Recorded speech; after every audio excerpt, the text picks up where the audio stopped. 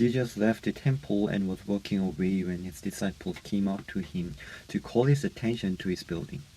"Do you see all these things?" he asked. "Truly I tell you, not one stone here will be left on another. Everyone will be thrown down." As Jesus was sitting on the Mount of Olives, the disciples came to him privately. "Tell us," they said, "when will this happen, and what will be the sign of your coming and the end of the age?" Jesus answered, "Watch out that no one deceive you, for many will come in my name, claiming I am the Messiah, and will deceive many. You will hear of wars and rumors of wars, but see to it that you are not alarmed. Such things must happen, but the end is still to come. Nation will rise against nation, and kingdom against kingdom. There will be famines and earthquakes in various places. All those are the beginning of birth pains. Then you will be handed over to persecuted and put to death, and you will be hated by all nations because of me. At that time many will turn away from the faith and will betray and hate each other. And many false prophets will appear and deceive many people. Because of the increase of wickedness, the love of most will grow cold, but the one who stands firm to the end will be saved. And this gospel of the kingdom will be preached in the whole world as a testimony to all nations. And then the end will come. So when you see standing in the holy place the abomination, the cause of desolation, spoken of through the prophet Daniel, let the leader understand. Then let those who are in Judea flee to the mountains. Let no one on the housetop go down to take anything out of the house. Let no one in the field go back to get their cloak. How dreadful it will be in those days for pregnant women and nursing mothers. Pray that your flight will not take place in winter or on the Sabbath. For then there will be great distress, unequaled from the beginning of the world until now, and never to be equaled again. If those days had not been cut short, no one would survive. But for the sake of the elect, those days will be shortened. At that time, if anyone says to you, "Look, here is the Messiah," or "There he is," do not believe it. For false Messiah and false prophet will appear and perform great signs and wonders to deceive, if possible, even the elect. See, I have told you ahead of time, so if anyone tells you, "There he is," out in the wilderness, do not go out, or "Here he is," in the inner rooms, do not believe it. For as lightning that comes from the east is visible even in the west, so will be in the coming of the Son of Man. Whenever there is a carcass, there the vultures will gather. Immediately after the distress of those days, the sun will be darkened, and the moon will not give us its light. The stars will fall from the sky, and the heavenly bodies will be shaken. Then will appear the sign of the Son of Man in heaven, and then all the people of the earth will mourn, when they see the Son of Man coming on the cloud of heaven with powers and great glory. And he will send his angels with a loud trumpet call, and then they will gather his elect from the four winds, from one end of the heavens to the others. Now, learn his lesson from the fig tree. As soon as its twigs get tender and its leaves come out, you know that summer is near. Even so, when you see all these things, you know that it is near, right at the door. Truly, I tell you, this generation will certainly not pass away until all these things have happened. Heaven and earth will pass away, but my words will never pass away. But about that day or hour no one knows, not even the angels in heaven nor the Son, but only the Father. As it was in the days of Noah, so it will be at the coming of the Son of Man. For in the days before the flood, people were eating and drinking, marrying and giving in marriage, up to the day Noah entered the ark, and they knew nothing about what would happen until the flood came and took them away. That is how it will be at the coming of the Son of Man. 2 men will be in the field. One will be taken and the other left. 2 men will be grinding with a handmill. One will be taken and the other left. Therefore, keep watch, because you do not know on what days the Lord will come. But understand this, If the owner of the house had known at what time of at night the thief was coming, he would have kept watch and would not have let his house be broken into. So you also must be ready, because the Son of Man will come at an hour when you do not expect me. Who, then, is a faithful and wise servant, whom the master has put in charge of heaven's in this household to give them their flock at their proper time? It will be good for that servant whose master finds him doing so when he returns. Truly, I tell you, he will put him in charge of all his possessions. But suppose the servant is wicked and says to himself, "My master is staying away a long time," and he then begins to beat his fellow servant and to eat and drink with drunkards. The master of the servant will come on a day when he does not accept him, and at an hour he is not aware of. He will cut him to pieces and assign him a place with the hypocrites, when there will be weeping and gnashing of teeth. At that time the kingdom of heaven will be like 10 virgins who took their lamps and went out to meet the bridegroom. 5 of them were foolish and 5 were wise. The foolish ones took their lamps but did not take any oil with them.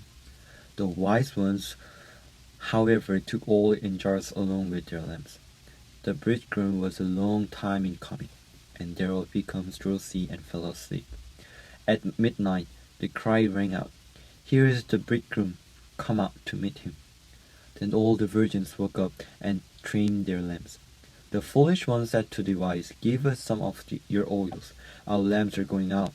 "No," they replied, there may not be enough for both us and you. Instead, go to those who sell oil and buy some of yourself." But while they were on their way to buy the oil, the bridegroom arrived. The virgins who were ready went in with him to the wedding banquet, and the door was shut. Later, the others also came. "Lord, Lord," they said, "open the door for us." But he replied, "Truly I tell you, I don't know you. Therefore keep watch, because you do not know the day or an hour." Again, it will be like a man going on a journey, who called his servant and entrusted his wealth to them. To one he gave 5 bags of gold, to another 2 bags, and to another 1 bag, each according to his ability. Then he went on his journey. The man who had received 5 bags of gold went at once and put his money to work and gained 5 bags more. So also the one with 2 bags of gold gained 2 more. But the man who had received 1 bag went off, dug a hole in the ground, and hid in master's money. After a long time the master of those servants returned and settled account with them. The man who had received 5 bags of gold brought the other five. "Master," he said, "you entrusted me with 5 bags of gold. See, I have gained 5 more." His master replied, "Well done, good and faithful servant. You have been faithful with a few things. I will put you in charge of many things. Come and share your master's happiness." The man with 2 bags of gold also came. "Master," he said, "you entrusted me with 2 bags of gold. See, I have gained 2 more." His master replied, "Well done, good and faithful servant. You have been faithful with a few things. I will put you in charge of many things. Come and share your happiness." Then the man who had received 1 bag of gold came. "Master," he said, "I knew that you are the hard man, harvesting where you have not sown and gather where you have not scattered seed. So I was afraid and went out and hid your gold in the ground. See, here is what belongs to you." His master replied, "You wicked, lazy servant, you knew that I harvest where I have not sown and gather where I have not scattered seed. Well then, you should have put my money on deposit with the banker, so that when I return I would have received it back with interest. So take that bag gold from him and give it to the one who has 10 bags. For whoever has will be given more, and they will have an abundance. Whoever does not have, even that they have will be taken from them. And throw an worthless servant outside, into the darkness, where there will be weeping and gnashing of teeth, when the Son of Man comes in his glory, and all the angels with him. He will sit on his glorious throne. All the nations will be gathered before him, and he will separate the people one from another, as a shepherd separates the sheep from the goat. He will put the sheep on his right and the goat on his left. Then the king will say to those on his right, "Come, you who are blessed by my Father, take your inheritance, the kingdom prepared for you since the creation of the world. For I was hungry, and you gave me something to eat. I was thirsty, and you gave me something to drink. I was a stranger, and you invited me in. I needed clothes, and you clothed me. I was sick, and you looked after me. I was in prison, and you came to visit me." Then the righteous will answer him, "Lord, when did we see you hungry and feed you, or thirsty and give you something to drink? When did we see you a stranger and invite you in, or needing clothes and clothe you? When did we see you sick or in prison and go to visit you?" The king will reply, "Truly I tell you, whatever you did for one for the least of these brothers and sisters of mine, you did for me." Then he will say to those on his left, "Depart from me, you who are cursed, into the eternal fire prepared for the devil and his angels. For I was hungry, and you gave me nothing to eat. I was thirsty, and you gave me nothing to drink. I was a stranger, and you did not invite me in. I needed clothes, and you did not clothe me. I was sick in prison, and you did not look after me." They also will answer, "Lord, when did we see you hungry or thirsty or a stranger or needing clothes and sick of person and did not help you?" He will reply, "Truly I tell you, whatever you did not do for one of the least of these, you did not do for me." Then they will go away to eternal punishment, but the righteous to eternal life. When Jesus had finished saying all these things, he said to his disciples, "As you know, the Passover is 2 days away, and the Son of Man will be handed over to be crucified." Then the chief priests and the elders of the people assembled in the palace of the high priest, whose name was Caiaphas. And they seemed to arrest Jesus secretly and kill him, but not during this festival, they said, or there may be a riot among the people. While Jesus was in Bethany in the home of Simon the leper, a woman came to him with an alabaster jar of very expensive perfume, which she poured on his head as he was reclining at the table. When the disciples saw this, they were indignant. "Why this waste?" they asked. "This perfume could have been sold at a high price and the money given to the poor."